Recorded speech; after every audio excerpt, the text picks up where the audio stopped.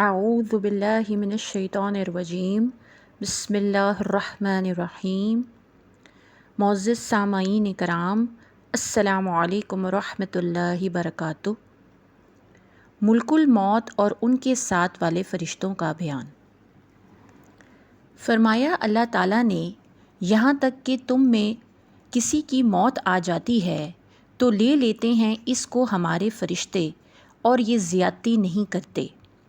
ابن عباس رضی اللہ تعالیٰ عنہ نے اس آیت کی تفسیر میں فرمایا ہے کہ اس سے ملک الموت کے مددگار فرشتے مراد ہیں۔ وہب بن مباح کہتے ہیں کہ جو فرشتے انسان کے پاس آتے ہیں اور اس کی عمر لکھتے ہیں، وہی اس کی روح قبض کرتے ہیں، اور روح قبض کرنے کے بعد ملک الموت کو دیتے ہیں، اور ملک الموت ان کے سردار ہیں۔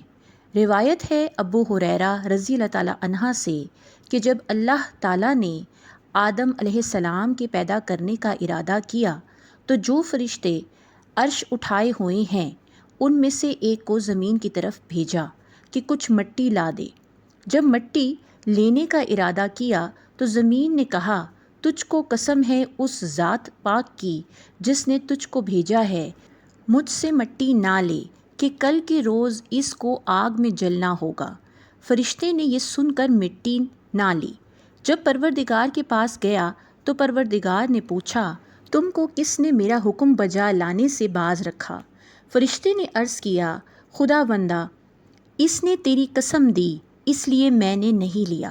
پھر اللہ تعالیٰ نے دوسرا فرشتہ زمین کی طرف بھیجا، اس کو بھی زمین نے اسی طرح قسم دی، یہاں تک کہ اللہ تعالیٰ نے کل فرشتوں کو ایک ایک کر کے بھیجا اور مٹی لانے سے سب عاجز رہے۔ تب اللہ تعالیٰ نے ملک الموت کو بھیجا۔ ملک الموت نے مٹی لینے کا ارادہ کیا تو زمین نے اسی طرح قسم دی۔ ملک الموت نے کہا، جس نے مجھ کو بھیجا ہے اس کا حکم بجا لانا ضروری ہے۔ پھر زمین کے ہر حصے بھلے اور برے سے تھوڑی تھوڑی مٹی لے کر پروردگار کے پاس حاضر ہوئے اور جنت کے پانی سے خمیر کر کے آدم کا بدن تیار کیا۔